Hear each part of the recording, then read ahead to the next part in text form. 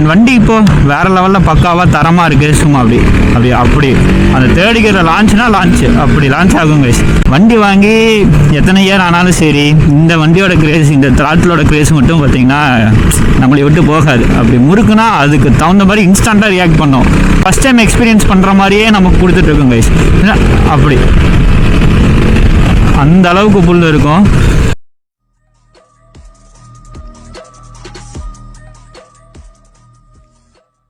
Hello guys, welcome back to my YouTube channel. This is Bharath. And நம்ம வண்டியை பார்த்தீங்கன்னா பக்காவாக சர்வீஸ் பண்ணியிருப்பேன். அண்டு போன வீடியோலேயே நான் சொல்லியிருந்தேன், மோட்டோ டைனமிக்ஸில் விட்டு வண்டியை வந்து பார்த்தீங்கன்னா பக்காவாக சர்வீஸ் பண்ணிட்டேன்னு.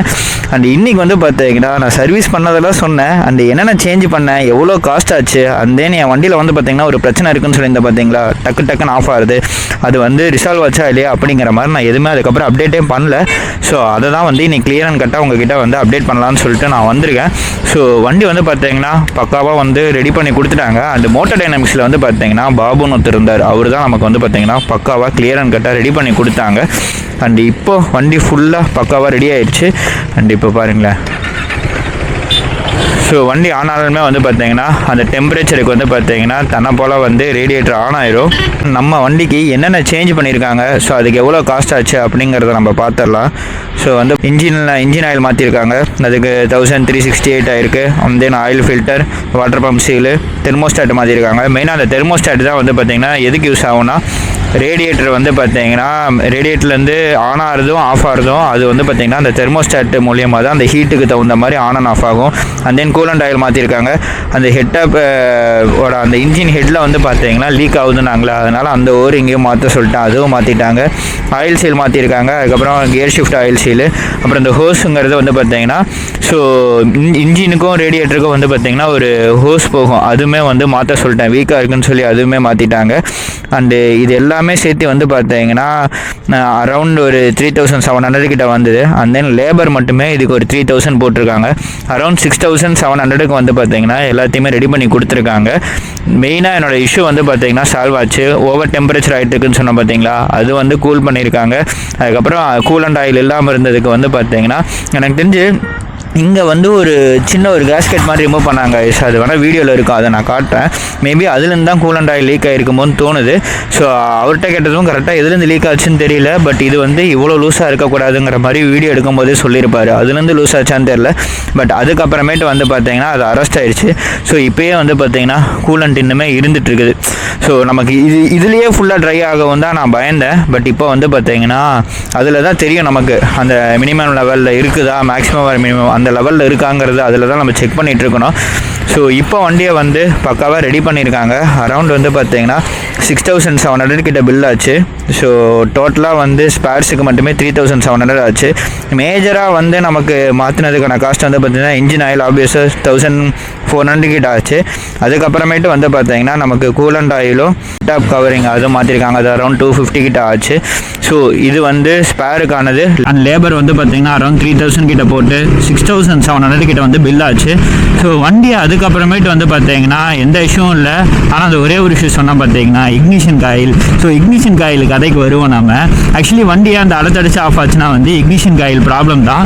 எடுத்ததுமே மோட்டோ டைனமிக்ஸில் ஃபஸ்ட்டு விட்டும் போதே வந்து பார்த்தீங்கன்னா அவர் கரெக்டாக எல்லாத்தையும் ரெடி பண்ணி முடிச்சுட்டு வண்டியை ஸ்டார்ட் பண்ணும்போது அப்போவே சொன்னார், இந்த வண்டியில் இக்னிஷன் ஆயில் கம்ப்ளைண்ட் வந்தாலும் வரும், இந்த மாதிரி ஒரு சினாரியாவும் நடந்திருக்கா அப்படிங்கிற மாதிரி அவர் இதே மாதிரி சர்வீஸ் பண்ணும்போது RC 390க்கு பக்காவாக ரெடி பண்ணி வச்சுட்டு அண்ட் தென் வந்து பார்த்தீங்கன்னா வண்டி எடுக்கிற ஸ்டேஜில் ஸ்டார்ட் பண்ணி பார்க்கும்போது இக்னிஷன் காயில் கம்ப்ளைண்ட்டுன்னு தெரியும், அதுக்கப்புறம் வெயிட் பண்ணி மாற்றின கதையெல்லாம் உண்டு அப்படிங்கிற மாதிரி சொல்லியிருந்தார்.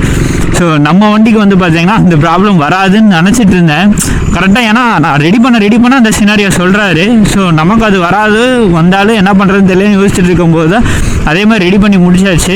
ரெடி பண்ணி முடிச்சுட்டு ஸ்டார்ட் பண்ணக்கப்புறமேட்டு வந்து பார்த்தீங்கன்னா வண்டி ஐடியெல்லாம் ரொம்ப நேரம் நிற்கல, டக்குன்னு ஆஃப் ஆச்சு.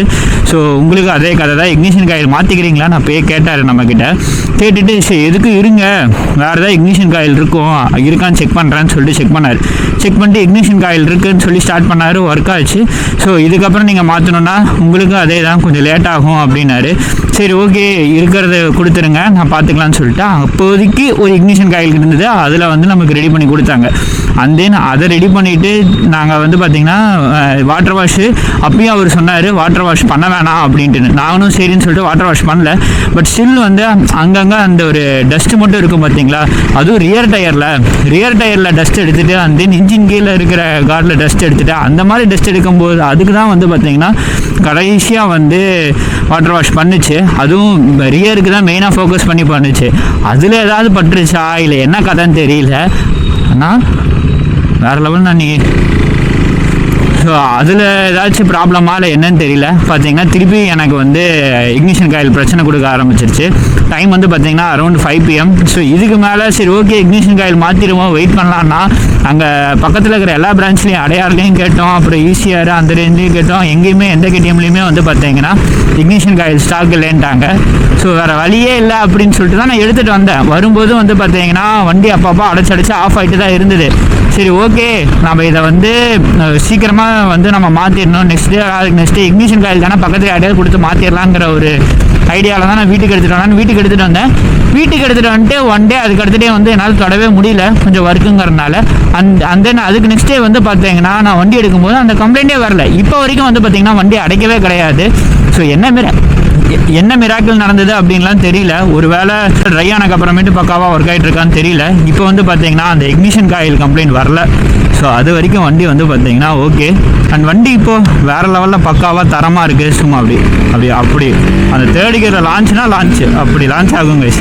ஸோ வண்டி வாங்கி எத்தனை இயர் ஆனாலும் சரி இந்த வண்டியோட கிரேஸ், இந்த த்ராட்டிலோட கிரேஸ் மட்டும் பார்த்திங்கன்னா நம்மளை விட்டு போகாது. அப்படி முறுக்குனா அதுக்கு தகுந்த மாதிரி இன்ஸ்டண்ட்டாக ரியாக்ட் பண்ணோம். அதுதான் அந்த ஒரு வைப் வந்து பார்த்தீங்கன்னா எப்பயுமே இந்த வண்டியை ஓட்டும் போது அந்த ஃபஸ்ட் டைம் எக்ஸ்பீரியன்ஸ் பண்ணுற மாதிரியே நமக்கு கொடுத்துட்ருக்கோம் கைஸ். அப்படி அந்த அளவுக்கு புல் இருக்கும். ஸோ அது எப்பயுமே வந்து பார்த்தீங்கன்னா ஒரு மாதிரி நம்மளை வந்து கூஸ்பம்ப் ஆக்கி விடுங்க கைஸ். ஸோ கைஸ் வண்டியை வந்து பார்த்தீங்கன்னா பக்காவாக ரெடி பண்ணி கொடுத்துட்டாங்க. மோட்டோ டைனமிக்ஸில் பாபுன்னு ஒருத்தர் அவர் தான் வந்து பார்த்தீங்கன்னா நம்ம வண்டியை பார்த்து ரெடி பண்ணாங்க. ஸோ ரெடி பண்ணும்போது வேறு ஏதாவது கம்ப்ளைண்ட் இருந்துக்கு வேறு ஏதாவது ஸ்பேர் மாற்றணுனாலும் நீங்கள் மாற்றிடுங்க அப்படின்னு சொல்லியிருந்தேன். ஸோ அதுக்காக தான் வந்து பார்த்தீங்கன்னா அந்த இன்ஜின் ஹெட்டில் லீக் ஆகுது அதையும் மாற்றினார். அதுக்கப்புறமேட்டு அந்த ஹோஸ் பைப் வந்து வீக்காக இருக்குது அதையும் மாற்றிட்டா பெட்டர்னு சொல்லிட்டு அதுவும் மாற்றினார். அந்த மாதிரி அவரே பார்த்து பண்ணார். அதுக்கப்புறமேட்டு வால் கிளியரன்ஸ் டைமிங் செயின் மாற்றணுமான்னு கேட்டேன். அதையும் செக் பண்ணி பார்த்துட்டு இப்போதைக்கு தேவையில்லை, நீங்கள் ஒரு 10,000 கிலோமீட்டர் வரைக்கும் வண்டியை ஓட்டிட்டா அதுக்கப்புறம் ஒரு டைம் செக் பண்ணிக்கோங்க. ஆஃப்டர் ஒரு 3,000க்கு அப்புறமேட்டு இன்ஜின் ஆயிலும் கூலண்ட் ஆயிலும் தேவைப்பட்டால் டாப் அப் பண்ணிக்கோங்க அப்படிங்கிற மாதிரி சொல்லிட்டாங்க. அந்த வண்டியை இப்போது ஃபுல் பக்காவாக ரெடி பண்ணி கொடுத்துட்டாங்க. ஸோ அரௌண்டு 6,700 கிட்ட ஆச்சு. அது இல்லாமல் இக்னிஷன் காயிலும் நம்ம வண்டியில் வந்து பார்த்தீங்கன்னா சால்வ் ஆகிடுச்சு. இப்போ எந்த பிரச்சனையும் கிடையாது. ஸோ அது அப்போயே ரெடியாக இருந்துச்சுன்னு வச்சுக்கோங்களேன். வண்டி எடுத்துகிட்டு வரும்போது ஒரு வேறு லெவல் ஒரு ஃபீலோட பேசியிருப்பேன். அந்த கம்ப்ளைண்ட் இன்னும் இருக்குது, திருப்பி அது என்ன பண்ணுறது, ஏன்னா அது ஒரு ஃபுல் டே அங்கேயே இருந்துட்டு அந்த கம்ப்ளைண்ட் வந்து ரெடி ஆகலை அப்படிங்கும்போது திருப்பி நமக்கு வண்டியில் ஏதோ ஒரு புது கம்ப்ளைண்ட் வருதுங்கும்போது நமக்கு ஒரு மைண்ட் செட் இருக்கும் பார்த்தீங்களா, அந்த மைண்ட் செட்டில் தான் ஒரு மாதிரி பேசினேன். பட் அதுக்கப்புறமேட்டு வந்து பார்த்தீங்கன்னா வண்டியை பக்காவாக ரெடி பண்ணி கொடுத்துட்டாங்க. மோட்டோ டைனமிக்ஸில் வண்டியை கொடுத்து வண்டி வேறு லெவலில் ரெடி பண்ணி பக்காவாக ரெடி பண்ணி கொடுத்தாச்சு. அண்டு இந்த வீடியோவை இதோட முடிச்சுக்கிறேன். இந்த டீட்டெயில்ஸ் உங்களுக்கு அப்டேட் பண்ணணும் தான் நான் தனியாக ஒரு vlog-ஆக எடுத்தேன். நெக்ஸ்ட் ஒரு நல்ல கண்டல சந்திப்போம். அது வரைக்கும் eat healthy ride safe take care. By.